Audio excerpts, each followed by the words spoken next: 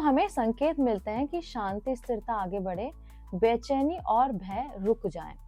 निर्णय तुरंत न ले, भगवान को साक्षी मानकर 24 घंटे रुके। संकेत मिलेंगे भगवान के आपको, बार बार बाधा या देरी आएगी, ये चेतावनी के रूप में आपको समझना है। रास्ते खुद खुलने इसकी सहमति होती है। त्याग परीक्षा की असली कसौटी आपके सामने आती है। अपने आप से इसमें लाभ कम हो जाए फिर भी क्या मैं इसे करूंगा? अगर जवाब हाँ, नियत शुद्ध, आगे बढ़ जाएं। अगर जवाब नहीं, लालच, तो रुक जाएं। सबसे गुप्त संकेत क्या है? सांवलिया सेठ कभी शब्दों में नहीं, स्थिति बदलकर उत्तर देते हैं। जो काम गलत होता है वह अपने आप कठिन हो जाता है। निर्णय पूछो, शब्दों से नहीं, शांति से। उत्तर अपने आप मिल जाएगा। असल सच्चाई क्या है? हाँ, कई लोग ऐसा कहते हैं कि उन्होंने 90% मेहनत अपनी और 10% सांवलिया सेठ का या मुनाफे का 10%। लेकिन ध्यान रखिए, ये कोई कानून या आधिकारिक डील नहीं है। ये पूरी तरह व्यक्तिगत श्रद्धा और संकल्प है। क्या मंदिर ट्रस्ट ऐसा कहता है? बिल्कुल नहीं ऐसा कहता। सांवलिया सेठ या मंडफिया का ट्रस्ट किसी से 10% देने को नहीं कहता। कोई बिजनेस पार्टनरशिप नहीं कराता। जो भी धन आता है वह स्वेच्छा से दान होता है। फिर लोग ऐसा क्यों करते हैं? इसका 3 कारण है। अनुशासन बनाने के लिए, जब व्यक्ति तय कर लेता है कि आपका कुछ हिस्सा दान में जाएगा तो वह ईमानदारी और संयम से काम करता है। अहंकार से बचने के लिए, सब मेरा नहीं है, ये भावना व्यक्तिगत अहंकार से बचाती है।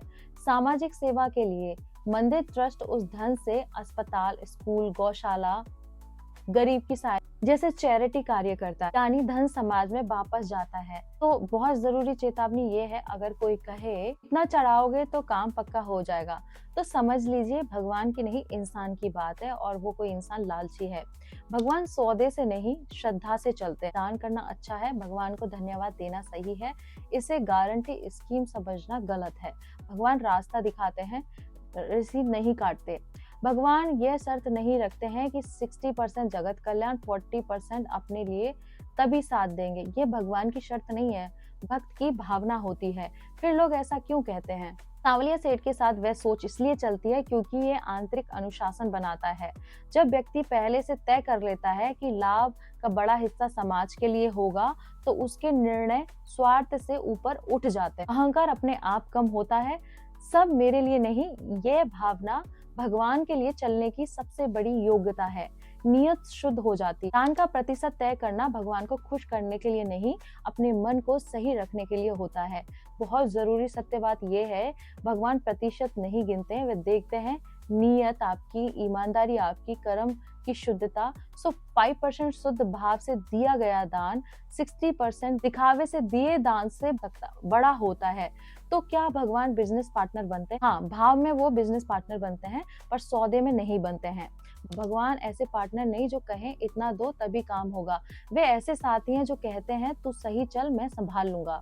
सबसे महत्वपूर्ण बात यह है कि 60-40, 90-10 का कोई नियम नहीं है। ये केवल भक्त का निजी संकल्प है। भगवान का साथ सौदे से नहीं, सत्य से मिलता है।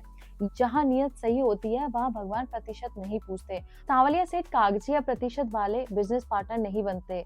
हाँ, वे भाव, नियत और कर्म से साथ देते हैं। यही असली सच्चाई। फिर लोग क्यों कहते हैं पार्टनर बन गए? सांवलिया सेठ को पार्टनर मानने वालों के साथ अक्सर यह होता है, वे झूठ धोखा छोड़ देते हैं, निर्णय सोच समझ कर लेते हैं, लालच कम, धैर्य ज्यादा होता है, नुकसान सीमित और सीख लेने वाला होता है। इन बदलावों से काम अपने आप बेहतर चलने लगता है और व्यक्ति कहता है भगवान साथ। भगवान की तरफ से कोई प्रतिशत नहीं, ये भक्त का निजी संकल्प होता है, अनुशासन और कृतज्ञता के लिए। भगवान हिसाब नहीं रखते, वे नियत पढ़ते हैं। क्या मंदिर ट्रस्ट ऐसी डील कराता है? बिल्कुल नहीं कराता। कोई गारंटी नहीं है, कोई लिखित मौखिक पार्टनरशिप नहीं है। दान पूरी तरह स्वेच्छा से होता है। ट्रस्ट उस दान से चैरिटी करता है, बस। तो सच्चा निष्कर्ष यह है, भगवान एटीएम या निवेश स्कीम नहीं, वे साथी सौदागर नहीं, सही कर्म प्लस साफ नियत प्लस कृतज्ञता। भगवान पार्टनर जैसा अनुभव कराते हैं। जहाँ ईमानदारी होती है वहाँ भगवान साथ चलते हैं, बिना किसी प्रतिशत के। आंखों के गूढ़ रहस्य उसके बारे में। सांवलिया सेठ की आंखें पूरी तरह खुली नहीं, न पूरी तरह बंद, अर्ध निर्मित है। इसका संकेत है वे बाहर की चमक नहीं देखते, वे भक्त की नीयत देखते हैं। ये वाली बात मैंने पहले वाली वीडियो में भी बताई है। ये अवस्था ध्यान और करुणा की। संदेश में मैं तुम्हारे शब्द नहीं, तुम्हारा भाव देखता हूँ। बंसी कृष्ण के होठों पर नहीं हाथों में है। इसका अर्थ है बांसुरी खुद कुछ नहीं बजाती, जब कृष्ण फूंकते हैं तभी स्वर निकलता है। व्यापार जीवन में इसका अर्थ है अहंकार छोड़ा, सही निर्णय किया, खाली मन हुआ, सही अवसर मिला।